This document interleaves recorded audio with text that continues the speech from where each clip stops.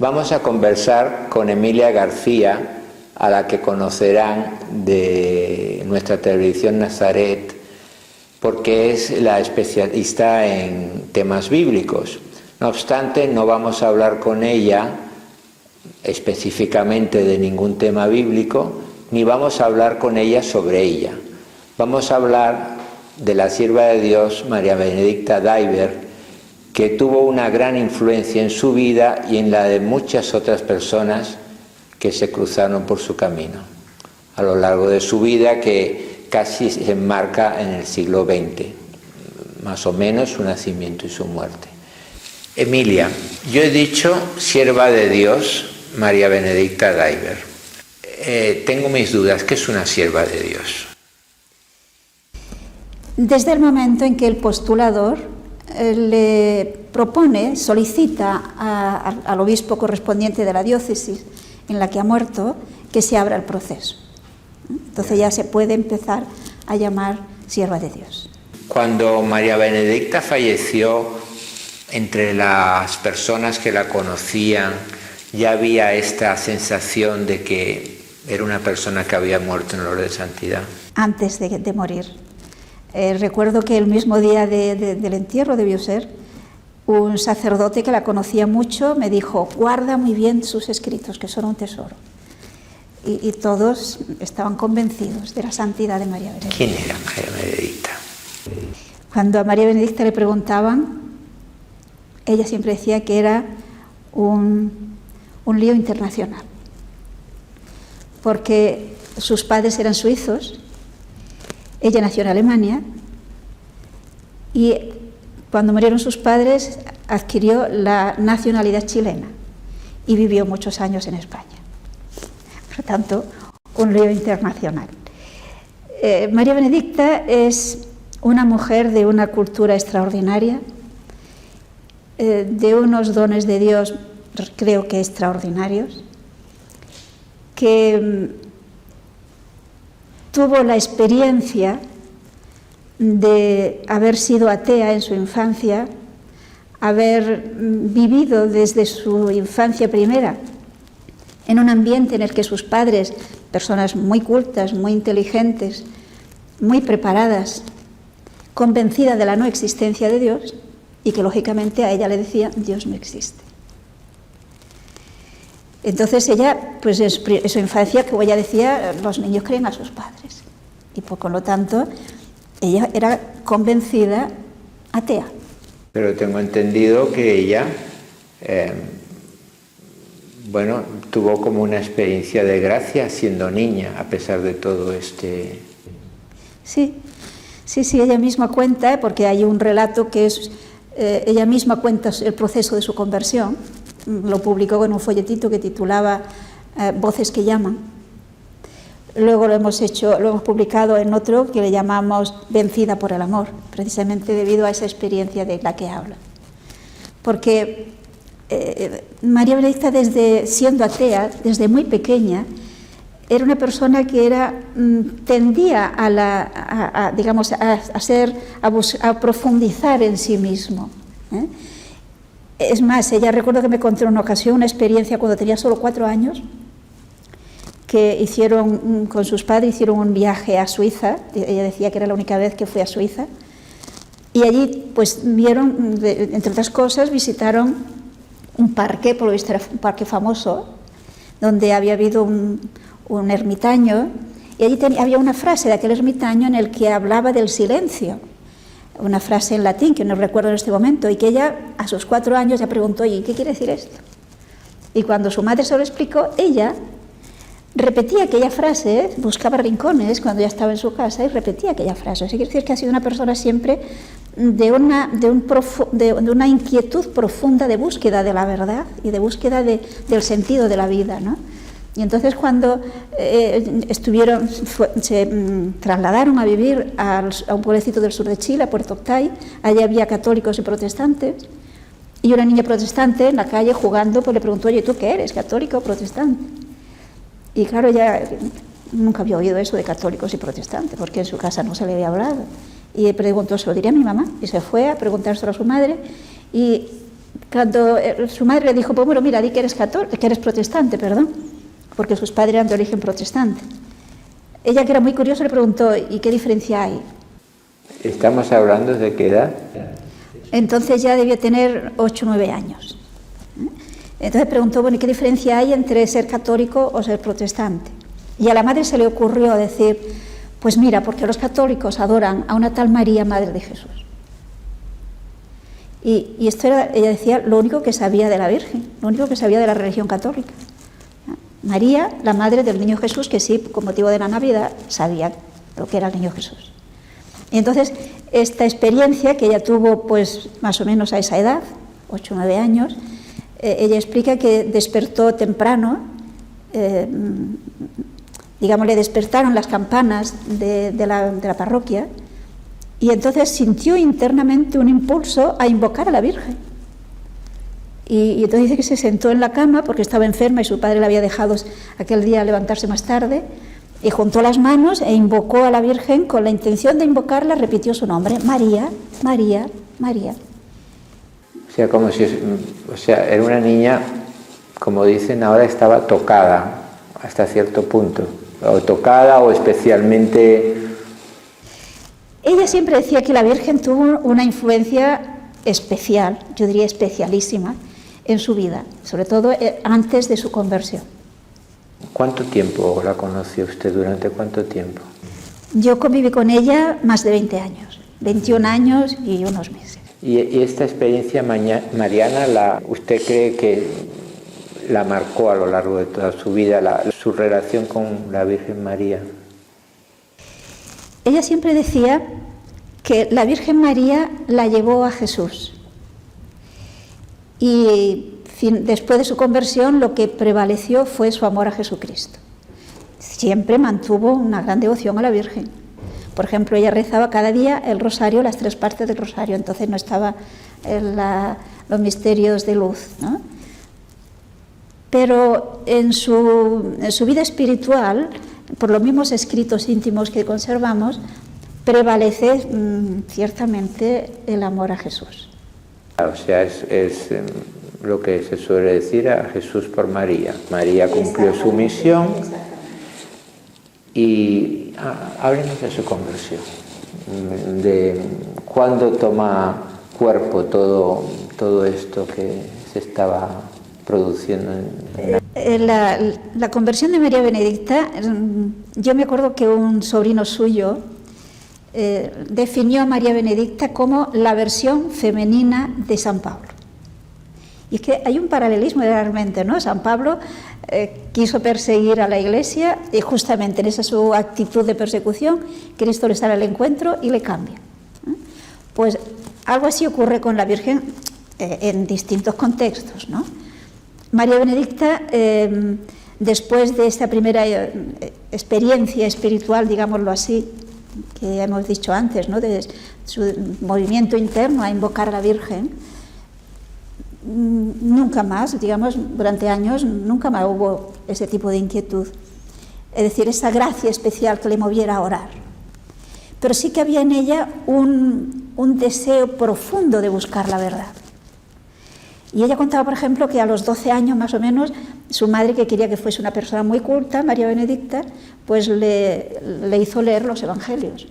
Y ella decía que ella se veía todavía sentada en su habitación junto a la ventana en el suelo, leyendo los evangelios y llorando. Porque decía, ese Jesús tan bueno, que cuentan los evangelios, ¿cómo quisiera yo que fuera Dios? Pero claro, como no hay Dios. Posteriormente, como era una joven muy estudiosa, pues sus padres tenían miedo de que les pasara algo, exagerando en su tiempo dedicado al estudio, y el padre a veces la llevaba, porque su padre era médico en este pueblecito del sur de Chile, en Puerto Octay, y le pedía que le acompañara a visitar a los enfermos.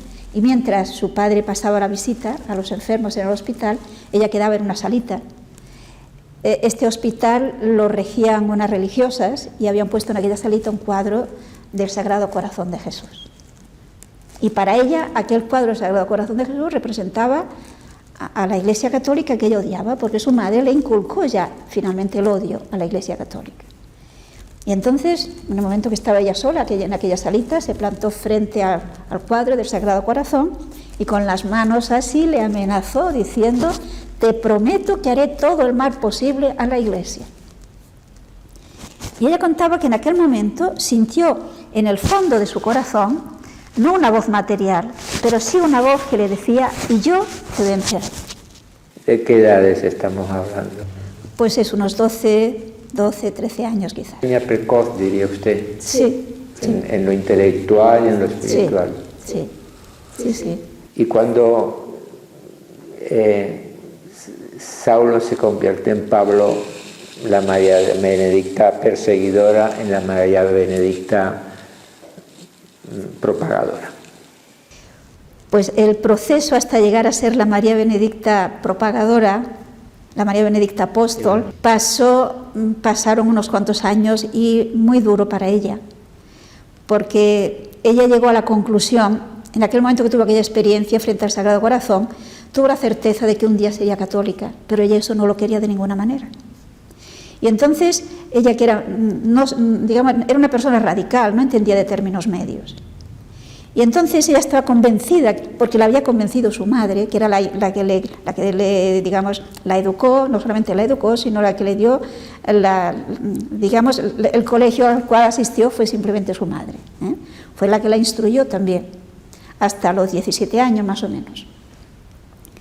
Entonces, a esa edad, unos 17 años, los padres decidieron que marchara a Santiago para, prepararse para poder pasar a la universidad, porque hasta entonces toda la educación, toda la formación la había recibido en alemán, y claro, tenía que traducir al castellano, etcétera, ¿no? Y ella marchó a Santiago con la voluntad decidida de conocer la religión católica, pero para así poder combatirla mejor, porque ella decía: a un enemigo, para combatirlo hay que conocerlo. Entonces llegó a Santiago con esa decisión de conocer la Iglesia Católica para así poderla combatir mejor.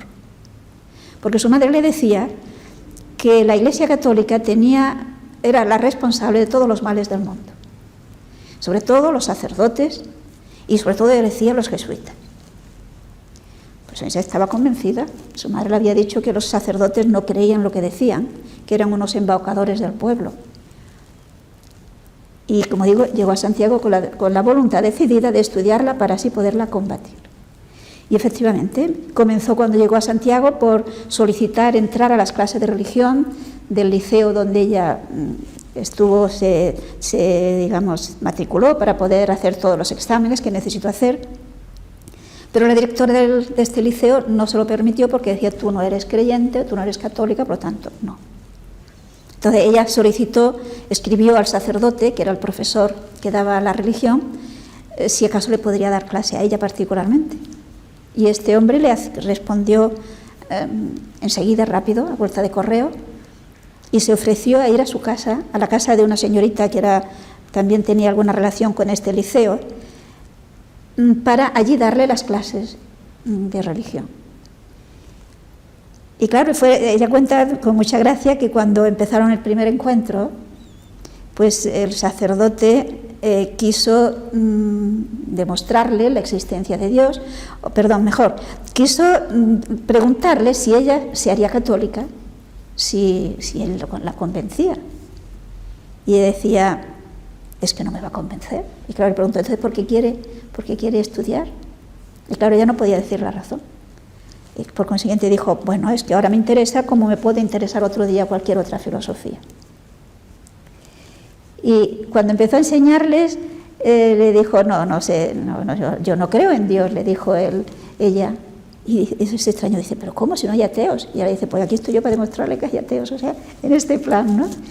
Y bueno, hubo toda una serie de clases, pero lo interesante es que María Benedicta observaba a este sacerdote, porque claro, le habían convencido de que era un embaucador. Y entonces ella veía cómo, cuando este sacerdote salía de sus clases en el liceo, cruzaba la calle, entraba en una iglesia, hacía la genuflexión ante el Santísimo y se arrodillaba para orar. Ella, sin que él le viera, se metía detrás para ver qué hacía. Entonces, y esto la verdad realmente es interesante, porque cuando ella vio la actitud de este sacerdote, el sacerdote no sabía que le estaban mirando, que hacía, con qué devoción hacía la genuflexión y cómo se ponía a orar. Claro, ya llegó a la conclusión, este hombre cree, no es un invocador. Lo que me dice a mí, él lo cree. Por lo tanto, mi madre me ha mentido en esto, sin querer, pero lo ha hecho, me ha mentido. Y cómo sé yo si no me habrá mentido también en las demás cosas. Entonces, esto ya hizo que cambiara la actitud de ver si de conocer la religión católica para combatirla, sino que ahora ya la quería conocer para ver si realmente allí era la verdad. Y bien, el proceso sería largo, nos llevaría muy lejos contar todos los detalles. Finalmente, cuando el sacerdote la convenció racionalmente de la existencia de Dios, ella dice que el sacerdote se tuvo que meter en todas las profundidades de Santo Tomás y decía a Santo Tomás, no hay quien le pueda. Entonces le dijo al sacerdote, mire, usted me ha convencido, pero no creo. Y el sacerdote le dijo, yo la puedo convencer, pero la fe es un don de Dios. Eso se lo tiene que pedir a Dios. Pero claro, ella decía, pero ¿cómo orar a un Dios en quien no creo? Y el sacerdote le dijo, pues no hay otra, tienes que pedírselo. Entonces ella decía que se inventó una ejaculatoria, decía que no tiene indulgencias, hay mucha gracia cuando le decía. No, pero es muy interesante. Pero ¿cuál es? Una ejaculatoria que decía, Dios mío, si acaso existes, dame la fe. Y esto lo iba repitiendo una vez y otra vez y otra vez. Y realmente Dios la escuchó y en una procesión de la Eucaristía, como preparación para un congreso eucarístico, que la señora en cuya casa tenían las clases, que luego fue su madrina, la invitó para ir, pues cuando pasaba el Santísimo, ella tuvo la convicción interior, ahí está Dios, y comenzó a creer. Y entonces decía que arrastró a su madrina, que la pobre mujer tenía dificultades para caminar y por eso no había ido a la procesión, sino que se había quedado para verla pasar. Dice, literalmente la arrastró para ir detrás de la Eucaristía. Fue la gran devoción de María Benedicta a la Eucaristía y la Santísima Virgen, como digo, sobre todo hasta llegar a encontrarse con Cristo. Y a partir de ahí, porque ella, ¿qué estudios quería hacer? ¿O cambió de idea una vez? No, ella continuó sus estudios perdón, en la universidad. Ella hizo, diríamos que el equivalente a filosofía, y continuó sus estudios. Luego, mientras vivió su madre, pues se dedicó a dar clases, partiendo de su título académico, hasta que después de la muerte de su madre sí que ya lo dejó todo para dedicarse totalmente a la divulgación a defender la fe, a enseñar la fe, a Dios en una palabra. Y en el momento en que descubrió los métodos bíblicos populares, ya fue toda su vida dedicada a esto. Pero supongo que antes de esto tenía un asunto pendiente, que eran sus padres. Bueno, sí, claro, sus padres eran ateos convencidos. El proceso de la conversión de sus padres fue distinta de su padre y de su madre. Ella decía que su madre realmente atea no fue nunca. Más bien era una especie de panteísmo lo que tenía, una filosofía un poco especial su madre. Su padre sí era convencido ateo. Él era médico, un hombre muy intelectual, había sido filósofo también, quiero decir, un hombre de muchísima cultura. Pero ella contaba de que precisamente cuando ya no podía trabajar, él tenía la inquietud de estudiar el origen de la vida. Y él recordaba cómo en un momento dado su padre, por la mañana cuando se sentó para desayunar, les dijo, he visto que es imposible explicar el origen de la vida si no hay Dios. Pero este fue el paso que él había dado, nada más. Ellos seguían, de ninguna manera querían aceptar la religión. Cuando María Benedicta se hizo católica, ella no se lo pudo decir a su padre porque estaba muy enfermo del corazón y su madre procuraba evitarle todo lo que fueran sorpresas importantes, sorpresas fuertes, y consideraba que esto iba a ser una cosa iba a ser una sorpresa demasiado fuerte. Y entonces se lo tuvo que decir a su madre, y su madre llegó a decirle, te prefiero muerta antes que católica. Ahora, finalmente ella pues lo que hizo fue bautizarse y hacer la primera comunión sin decírselo a sus padres. Claro, su madre sospechó, y sospechó porque cuando ella hizo su primera comunión, pensemos que estamos en el año 1900, si no recuerdo mal, 1922. Y entonces la ley del ayuno eucarístico era que había que estar en ayunas desde las 12 de la noche anterior. Entonces, claro, para comulgar, ¿cómo hacerlo sin desayunar como siempre había desayunado con sus padres? Y entonces lo que hizo fue con una amiga, pues acordar en organizar una pequeña excursión. Y con este motivo, pues ella se sentó a desayunar como siempre, pero le dijo a su padre: papá, mira, se me hace tarde y me están esperando, ¿te parece que me lleve el desayuno a la habitación?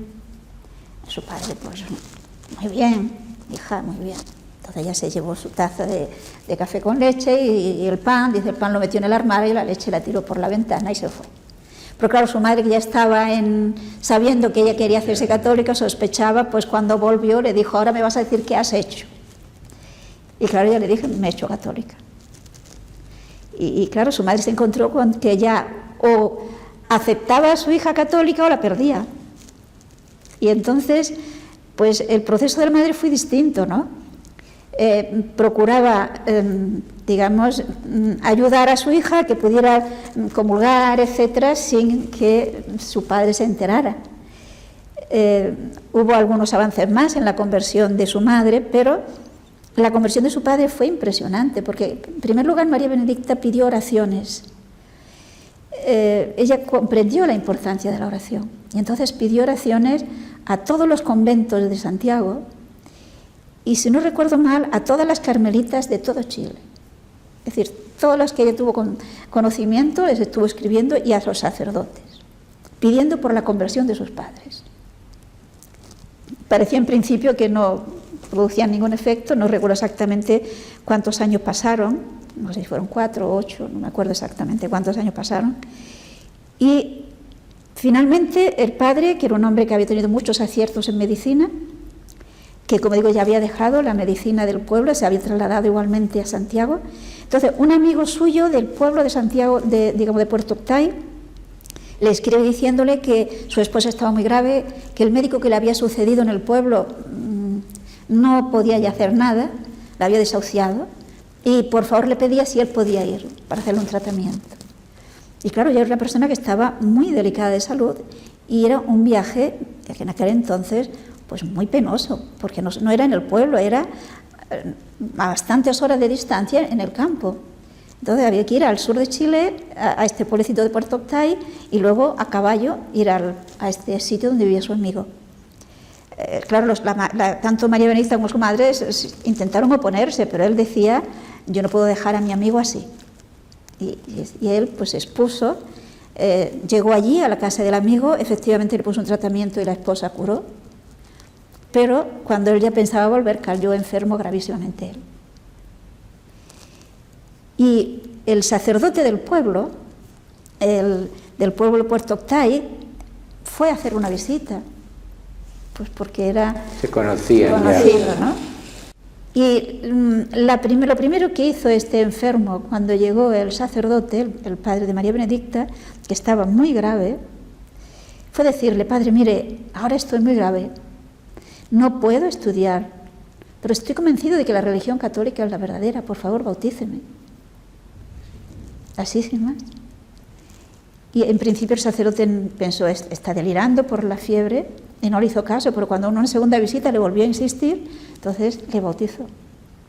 Cuando llegó la esposa, la madre de María Benedicta, para cuidarle, lo primero que le dijo es: mira, yo me he hecho católico, ¿y tú qué dices? Y claro, entonces ella se encontró con que la hija católica y el marido católico le dijo, para que se pusiera contento, pues bueno, también me haré católico, pero ella no pensaba en las prisas del marido. Y este mandó llamar al sacerdote, y cuando estaba allí le dijo: mire, padre, yo quiero morir viendo a mi esposa católica, bautícele aquí delante mío. Y de esta manera... Pero lo extraordinario es que no estaba María Benedicta presente cuando el padre hizo este proceso. Sí, no estaba. Ella siempre decía, atribuía esa gracia extraordinaria que su padre recibió a la caridad heroica que él había tenido cuidando a los enfermos. Enfermos que muchas veces no le podían pagar nada. Y ella pensaba que esa caridad generosa y realmente heroica de su padre le tuvo que atraer esas gracias especiales, y sin duda alguna también la oración de tantas monjas y tantos sacerdotes que oraban por la conversión de estas personas, ¿no? Bueno, vamos a retomar la historia de ella. Entonces, ¿cómo empieza la aventura, por decirlo de alguna manera, americana de los cursillos bíblicos? ¿Cómo empieza esto? ¿Cómo se empieza y se desarrolla? Bueno, pues dicho brevemente, ella estuvo desde un principio, comprendió la importancia, o más bien diríamos, el peligro de la ignorancia religiosa. Entonces siempre estuvo procurando hacer tipo de catequesis, de mil maneras. Pero en un momento dado, un grupo que ella atendía de personas obreras, mujeres, personas sencillas de Valparaíso, en Chile, se encontró con que una de ellas, y ella vio que fue un proceso muy sincero, acabó haciéndose protestante. Y claro, para ella aquello fue demasiado fuerte. ¿Cómo es posible que un católico se haga protestante? Y entonces le dijo fue al obispado y consultó y les dijo: mira, es que yo he visto este caso concreto y aquí ciertamente la han convencido, ella está convencida de que la verdad es la religión que ella ha adoptado ahora. Y ella decía: a mí me gustaría meterme a ver qué hacen para conseguir estas conversiones sinceras. Y en el obispado le dieron todos los permisos y autorizaciones para que entrara a conocer a fondo el apostolado de todos aquellos movimientos religiosos evangélicos, diríamos hoy, ¿no? Y efectivamente ella con otra amiga, como que cuando le preguntaban, iba a los lugares, a los centros donde se estudiaba, en las reuniones de los protestantes, ¿no?, de los evangélicos, y entonces cuando le preguntaban: bueno, ¿y tú de qué denominación eres? Ella decía: bueno, mis padres eran luteranos, pero a mí no me gustan. Y ya no le preguntaron más. De esta manera ella pudo averiguar pues los métodos, toda la propaganda que hacían, los lugares en los que se reunían, etc. Entonces ella se dio cuenta que precisamente estas conversiones sinceras se debían al estudio de la Biblia. Fue un estudio, el de las sectas en Valparaíso y en Santiago, que tardó más de 2 años. Después hizo un informe que lo entregó al obispado y en el obispado lo mandaron a Roma. Y claro, cuando lo entregó en el obispado, allí le preguntaron: bueno, ¿y qué tenemos que hacer nosotros? Y claro, su respuesta era lógica: pues hagamos lo mismo que hacen ellos, pero en católico. Entonces, claro, le dijeron en el obispado: pues empiece usted.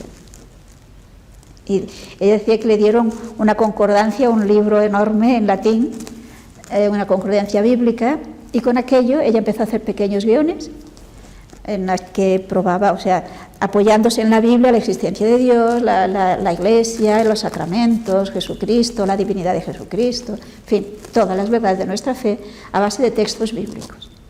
Y entonces empezó en una barriada, aquellas parroquias de Sudamérica que son enormes, pues en una barriada de una parroquia de Valparaíso, creo que se llamaba la parroquia de San Luis, si no recuerdo mal, pero una barriada que decía que era de unos 10.000 habitantes, que estaba alejada de la parroquia y que por lo tanto estaban bastante abandonados y donde las sectas fácilmente podían entrar. Entonces allí ella empezó hablando con los niños de la calle, llegaban las mamás, y finalmente se decidieron a empezar en una casa de una de aquellas personas sencillas que no tenían ni luz eléctrica siquiera en la casa, y allí se reunieron 3 o 4 señoras a la luz de una vela y empezaron a estudiar la Biblia. Una de las que asistieron le pareció tan interesante que ofreció su casa, que al menos tenía luz eléctrica.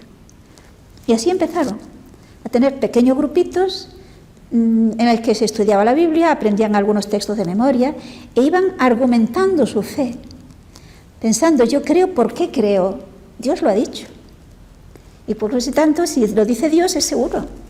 No cabe vacilaciones. Puede venir quien sea con los argumentos que quiera, pero contra Dios, ¿quién puede tener autoridad? Eso daba una fortaleza a la fe impresionante. De tal manera que al cabo de 2 años aquella barriada dio la vuelta, porque no solamente estudiaban la palabra de Dios, sino que como consecuencia se comprometían a una vida auténticamente católica y comprometida. Por lo tanto, procuraban pues que se bautizaran los niños, que se hiciera la primera comunión, es decir, que se recibieran los sacramentos, que los demás también entraran a practicar, a conocer la religión, ¿no? Y además, cuando llegaban algún evangélico allí, algún protestante, ¿no?, con su Biblia, a explicarle la Biblia, entonces ellas le sacaban sus Biblias, le daban sus argumentos, de tal manera que allí ya no pudieron entrar. Todas las propagandas de las sectas que entonces estaban pululando tanto, allí no tuvieron nada que hacer. Entonces, en vista del éxito que se tuvo en aquella barriada, las señoras de Acción Católica quisieron aprender el método. Y de ahí pues ya empezaron todas sus giras. Por los diversos países, pero digamos, hacía lo mismo que, o ya era para formar a formadores, los viajes estos. Pues un poco de todo. Básicamente era formar a formadores, y sobre todo ella estuvo en Bolivia. Y en Bolivia el obispo de La Paz se interesó tanto, lo consideró tan importante, que quiso fundar lo que él llamó el Instituto de Cultura Religiosa Superior, con la colaboración de los jesuitas. Lo hicieron cercano a un colegio de los jesuitas allá en La Paz. Y de tal forma que allí pues llegaron a tener un centro en el que se daba clase de teología, de moral, y ella daba Sagrada Escritura. Y formaron de esta forma catequistas y profesores de religión. El obispo de La Paz tenía una ilusión enorme en este proyecto, ¿no?, pero resultó inviable totalmente, por problemas económicos, problemas de personal, y llegó un momento en que fue insostenible. Y entonces fue cuando pues le propusieron que por qué no venía a España, y que venir a España, la idea primera tanto del obispo de La Paz como de otros obispos sudamericanos era para buscar personal que pudieran continuar con esta obra allí. Y de esta forma, pues el año 54 llegó a Barcelona. Ella ya no volvería. Y digamos, antes de pasar, digamos, a la etapa española, solo Dios sabe todo el reguero de luz que dejó allí. ¿Cómo aterriza en España?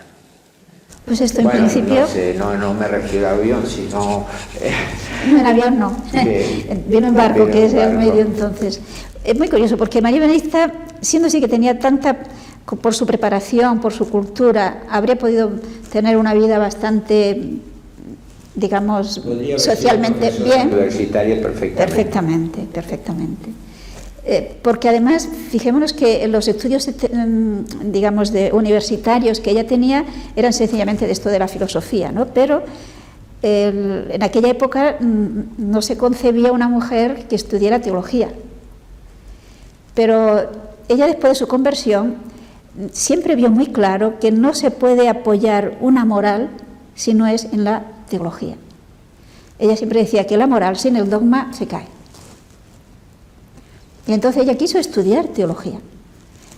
Y en principio, en los círculos aquellos de Acción Católica, el sacerdote dijo: hombre, la mujer con que sepa moral ya tiene bastante. Y ella no le convencía. Entonces, gracias a Dios, un sacerdote que fue su director espiritual, que se dio cuenta de esa inquietud y de eso que de alguna manera Dios la impulsaba a ello, pues él había sido además profesor, pues repito, gracias a él, que le fue prestando los libros, todos en latín, pero ella llegó a decirme que podía pensar en latín. Pues estudió teología, se estudió toda la Suma Teológica de Santo Tomás, que como los libros no eran suyos, tomaba apuntes y decía que tenía más de 1000 páginas de apuntes, que luego esos apuntes ella se iba con ellos delante del Santísimo y lo llevaba a la oración. Por lo tanto, aquellos conocimientos teológicos no se quedaban en un conocimiento intelectual. Era como una teología arrodillada, que dicen exactamente, algunos teólogos. Ella, recuerdo que a un sobrino suyo le decía que la teología hay que estudiarla de rodillas. Entonces ella estudió toda la teología, la Suma Teológica de Santo Tomás, después le dieron la patrología, o sea, quiero decir que tenía unos conocimientos muy amplios y muy profundos. Fue una avanzada entonces para su época. Ciertamente. El objetivo primitivo de los obispos suramericanos que era que reclutara ¿En qué se transformó? Pues, a ver, el problema está en que ella aquí no encontró el apoyo que habría necesitado. A pesar de que los obispos sudamericanos pues escribieron muchas cartas para obispos, para cardenales, incluso pidió que fuera a Roma, que lo comunicara allí, pero digamos que aquí no se veía posiblemente ese problema, ¿eh? Y entonces, aun cuando la animaban, la bendecían, ella decía, me echan cubos de agua bendita, pero nunca encontró un obispo, un sacerdote que realmente la apoyara esta obra. Y claro, ella decía que ya era imposible si no había un sacerdote que lo apoyaba, que aquello pudiera llevar adelante. De todas formas, ella hizo, yo diría que lo que pudo y más, para intentar conseguir aquello que tanto deseaban los obispos sudamericanos, al menos algunos de ellos, los que le conocieron, porque no solamente en La Paz, sino también en Argentina y en Uruguay, deseaban este tipo de apostolado allá. Pero aquí, pues en principio estuvo durante unos cuantos años, pues llegó al 54 hasta el 59, estuvo como, digamos, sin tener donde reclinar la cabeza, sin tener un sitio fijo donde estar, recorriendo la península en todas direcciones, la península y las islas, incluso estuvo en Portugal. En un momento dado se dudó si acaso hacer la fundación en Portugal. Y finalmente hubo un padre jesuita que la apoyó un tiempo y se establecieron, el año 59 se establecieron en Barcelona. Pero, claro, descender demasiado a lo material, pero debería tener mucha confianza en la providencia, porque no creo que... Sin duda. Sin duda. Piense que cuando ella se vino aquí a España, ella no tenía dinero para hacer el viaje. Y entonces un obispo español que digamos era de origen español, pero había sido obispo en Cochabamba, si no recuerdo mal, o sea, en Bolivia. Pero entonces estaba enfermo y estaba en la Argentina. Y era su director espiritual, por carta. Y entonces le dijo, mira, yo nunca he pedido limosna, pero esta vez voy a pedir. Y entonces este obispo pidió limosna para conseguirle el viaje. Bien, entonces le pagaron el viaje. Otro sacerdote le dijo, bueno, usted, porque ella también decía venir a España para poder redactar el manual de estudios bíblicos católicos, quería el asesoramiento de alguien, temía poder poner algún disparate. Bueno, ella quería la ayuda de algún sacerdote que revisara los guiones que ella quería antes de publicarlos. Y claro, le dijeron allí, necesitas una máquina de escribir, hoy diríamos necesitas un ordenador, ¿no? Y bueno, pues también hubo otro sacerdote que le dio el dinero para la máquina de escribir y con eso vino. Aquí entonces era el padre Sayós, jesuita, que le consiguió que las monjas, las esclavas, le dieran hospedaje. Exacto, entonces en principio llegó a las esclavas, a la calle Mallorca, que no, si no recuerdo mal, ¿no? Pero bueno, ahí estuvo, quiero decir que enseguida aquella casa la transformaron y tenía que marcharse, o sea, quiero decir que ha estado así en el aire durante tiempo. Después las hermanas de Betania, en un momento en que tenía que marcharse, no sé si le habían dado un plazo de unos cuantos días más, la providencia intervenía. Entonces intervino una religiosa de Betania, que también tienen origen en Chile y que la conocía, le vino a hacer una visita y ella les puso su problema. Y estas la recibieron en su casa también. Y bueno, y así estuvo viviendo totalmente de la providencia. Sin disponer de ninguna entrada fija durante toda su vida. Si tuviera que definirla, si es que es definible. Yo diría que uno de los dones extraordinarios, me atrevo a decir, que Dios había dado a María Benedicta era precisamente el don de la oración. Ella tenía un reglamento en el que se comprometía a hacer un mínimo de 4 horas de oración diaria. Mínimo. Normalmente hacía más. Pero tanto en sus escritos íntimos como en datos que se saben por su correspondencia, como lo que a mí misma me dijo, era una persona que vivía habitualmente en la presencia de Dios. Es decir, ella llegaba a decirme que si venía alguien a hacerle una consulta, a veces problemas complicados, ella estaba escuchando a esa persona, pero no perdía la presencia de Dios. Entonces, diríamos, escuchaba desde su contacto con Dios. E incluso hubo momentos, hay datos que consta que fue ciertamente así, en los que ella incluso tenía el don de leer en la conciencia de alguna de estas personas. Ella decía que no podía leer en la conciencia siempre que ella quería, era algo que Dios le daba. Pero era tal su vivencia de la presencia de Dios que generalmente no veía lo que había a su alrededor, ni quién veía a su alrededor. Yo tuve experiencias que realmente eran curiosas, porque cuántas veces, por ejemplo, íbamos por la acera, en la calle, y nos cruzábamos con un vecino. Y bueno, yo le decía buenas tardes o buenos días, según que fuera. Y cuando ya habíamos pasado me decía, ¿y quién era?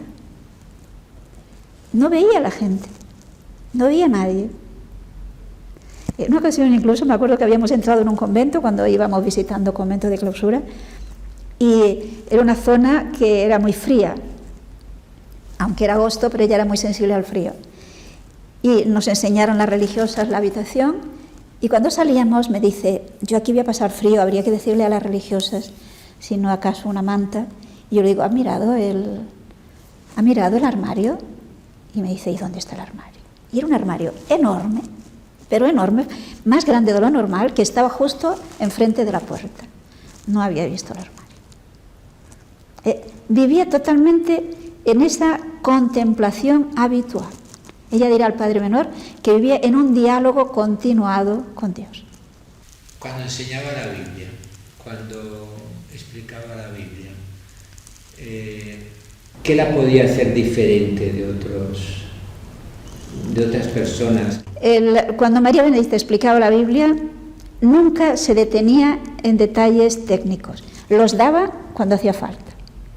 Pero sus estudios bíblicos nunca tenían una finalidad, digámoslo así, de dar cultura bíblica, sino que también la daba, evidentemente, ¿no? Pero su objetivo siempre era ayudar a que se conociera lo que Dios nos quería decir para nuestra vida personal.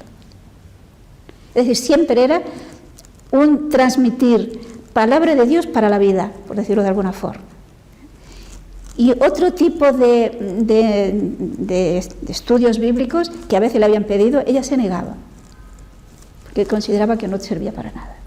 Era un intentar captar lo que Dios nos quiere decir en cada momento, que es lo mismo para la vida espiritual como para la vida humana, para nuestras relaciones con los demás. Por ejemplo, cuando ella, una de las características de ella realmente fue su vida de caridad. Pues cuando ella quería, por ejemplo, ayudar, se hacían campañas cada año, pues por ejemplo para ayudar a las monjas de clausura, que entonces estaban en una situación de bastante pobreza, aquí en España al menos. Pues entonces ella ponía unos carteles con una serie de textos bíblicos, para animar a los que asistían a la clase, ¿no? En lo que, por ejemplo, un texto en el que decía, el que da al pobre no pasa necesidad, el que da al pobre presta a Dios. Hombre, entonces son textos que sirven para mi vida. Y este era el sentido que daba siempre a sus estudios de la Biblia. Es un estudio de la palabra de Dios que transforme nuestra vida en auténticos creyentes, porque Dios nos ha hablado no para que seamos más sabios, sino para que seamos más santos. Y esto es lo que ella procuró siempre hacer en sus clases de Biblia. Las personas que cambiaron de vida. Yo creo que nadie que asistiera a sus clases de una manera perseverante y que realmente se interesara no cambiara algo de su vida. No creo que hubiera nadie que no cambiara algo de su vida. Incluso ella intervino en conversiones de personas que no eran católicas. Y precisamente recuerdo una que se trataba de una persona nórdica, una chica joven que quería casarse con un chico de aquí de Cataluña. Estoy hablando que debió ser esto el año 1965 o 64, por ahí era. Y ella entonces quiso conocer la religión católica, puesto que se comprometería que sus hijos serían católicos. Pero ella era luterana y tampoco conocía la religión luterana bien. Entonces le pidió que María Benedicta le enseñara ambas. Y recuerdo que precisamente cuando estuvieron estudiando la Eucaristía, pues acudieron al texto griego. La chica era culta y conocía el griego. Y cuando vieron el texto de las palabras de la consagración, es evidente que dijo: esto es mi cuerpo, no significa ni aquí está, sino esto es mi cuerpo. Y en griego, pues sin duda alguna, es mucho más fuerte el texto, ¿no? Entonces, ella, la chica esta, le preguntó: ¿y no habrá alguna variante? Quiero decir que ella estaba hasta esa altura, ¿no? Entonces ella tenía un libro en el que constaban todo un Nuevo Testamento, en el que constaban todas las variantes posibles, y bueno, el gran descubrimiento fue que no había ni una sola variante. Es decir, en todas las copias que se conservan de los evangelios, sabemos que todos se hacían a mano, ¿no? Y a veces hay pequeñas variantes cuando uno está haciendo copias. Pues esas palabras no hay ni una sola variante en toda la cantidad de textos que se conservan. Y esto fue la gracia última que le hizo a ella ya decidirse a ser católica. Pero me refiero a que María Benedicta tenía capacidad para encontrarse con este tipo de personas, que podía tenerle, por lo tanto, argumentos que la podían ayudar a encontrar la verdad, personas cultas, como personas muy sencillas. Y ciertamente, como repito, yo no creo que nadie que asistiera a sus clases constantes no haya cambiado en su vida, no haya mejorado su vida. Bueno, me ha hablado de María Benedicta y la Virgen, María Benedicta y Jesucristo, María Benedicta y la Eucaristía, María Benedicta y la Iglesia. ¿Qué me puede decir? Sí, una cosa marcadamente fuerte en María Benedicta es su amor a la Iglesia. Ella decía que no concebía el amor a Jesús sin el amor a la Iglesia. Recordemos que hay aquel texto de la carta de San Pablo, la carta a los Efesios, en el que dice que Cristo amó a la Iglesia y se entregó por ella. Entonces yo diría que en el caso de María Benedicta hay un reflejo de esa actitud de Jesús. Ella realmente amó a la Iglesia y se entregó por ella. Pensemos que recién convertida ya se sintió, recibió una luz interior que le invitaba a ofrecerse como víctima, y después de un tiempo de averiguar y de profundizar con la ayuda de su director espiritual, ella acabó haciendo un voto de víctima por los sacerdotes, porque su amor a la Iglesia le llevó al amor al sacerdote. La Iglesia no podría existir sin el sacerdote, que es el que hace que exista la Eucaristía.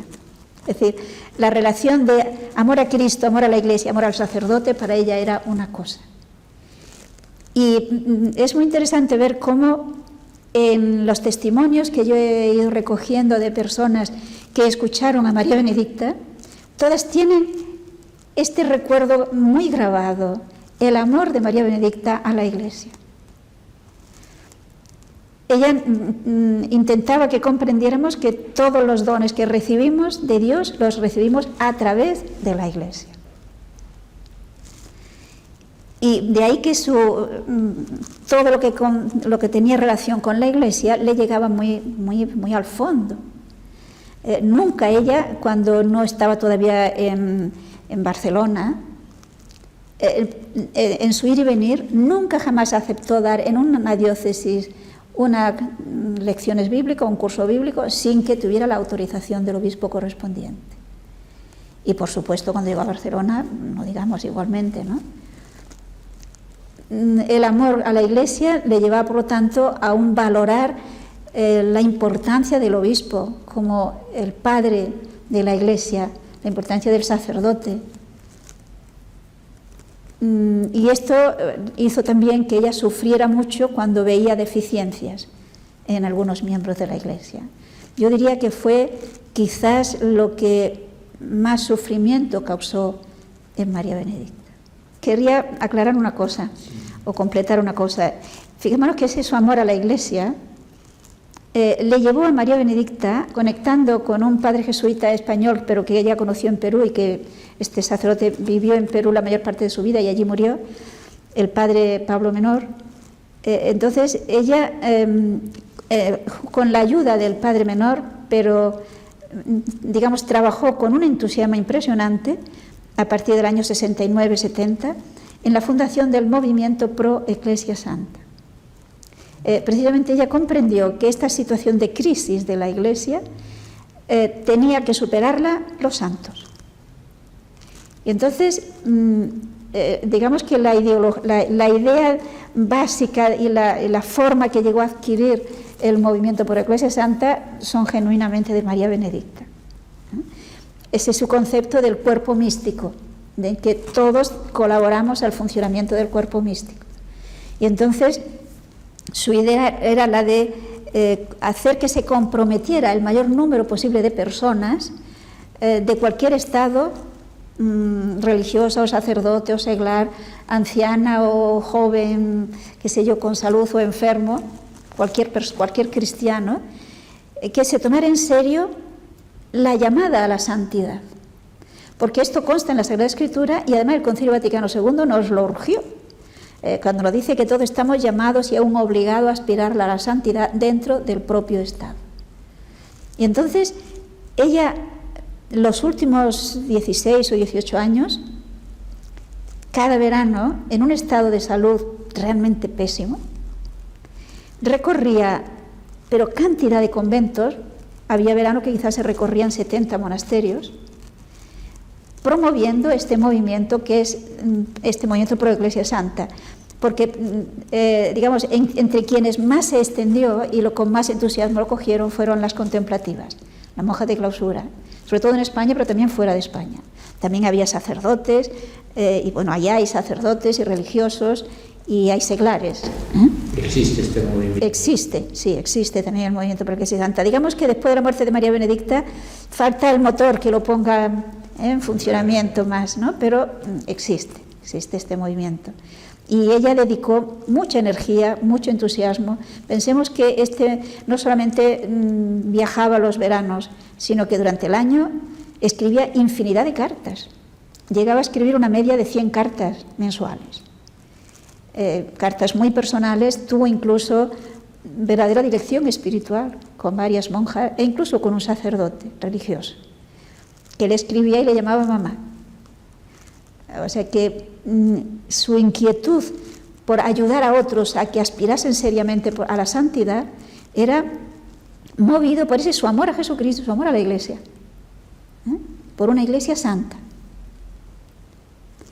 Y esto es muy notable en ella. Ella veía que toda aquella serie de rebeldías, de desobediencias a las enseñanzas de la Iglesia, etcétera, no eran sino falta de fe. Entonces, si uno tiene en cuenta la Sagrada Escritura, lo único que frena el avance del misterio de iniquidad, que nos dirá San Pablo, es la fe. Es Cristo que habita por la fe en nuestros corazones. Entonces, era lógico que viera que si estaba disminuyendo la fe, avanzaría el mal. Y esto, recuerdo que en más de una ocasión dijo, todavía no hemos tocado fondo. El mensaje que nos deja María Benedicta es la importancia decisiva para el bien de la persona y para el bien de la humanidad, y por supuesto para el bien de la Iglesia, de tomarse en serio la palabra de Dios y por lo tanto tomarse en serio las enseñanzas de, como ella decía, del auténtico magisterio de la Iglesia. El amor a la verdad y por consiguiente el amor a Cristo y repito, el amor a la Iglesia, que eran dos amores que van unidos. Yo me acuerdo que ella en una carta que me dejó como, diríamos así, testamento espiritual, me decía, ama a Cristo en los sacerdotes. Y este mensaje yo creo que hoy es muy importante. Hay algunos paralelismos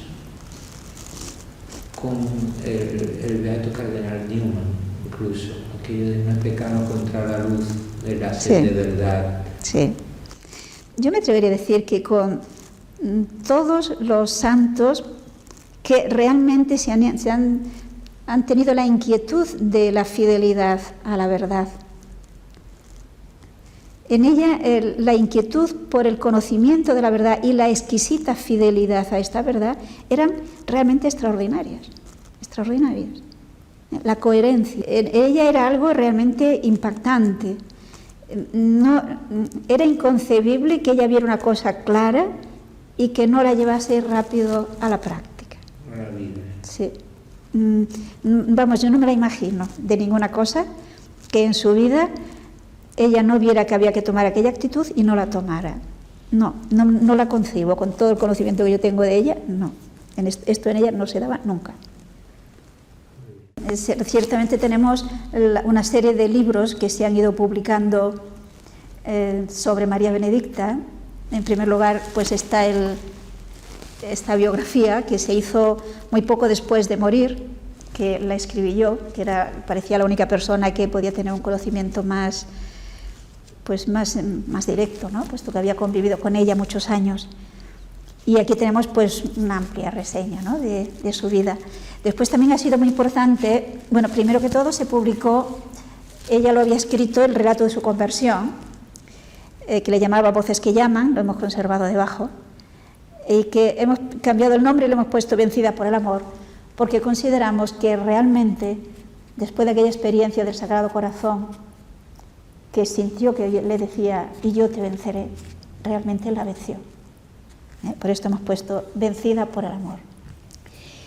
Otro libro también que nos parece interesante es este, que es una parte, de la primera, digamos, hasta el año 72, de sus escritos espirituales. María Benedicta, como con frecuencia tuvo a su director espiritual ausente, sus experiencias en la oración las escribía para luego comunicarlas. Y son todo, por lo tanto, vivencias experimentadas en su experiencia de Dios, en su vida íntima. Y ciertamente se ve a lo largo de estas páginas cómo influía en su vida la palabra de Dios que reflexionaba.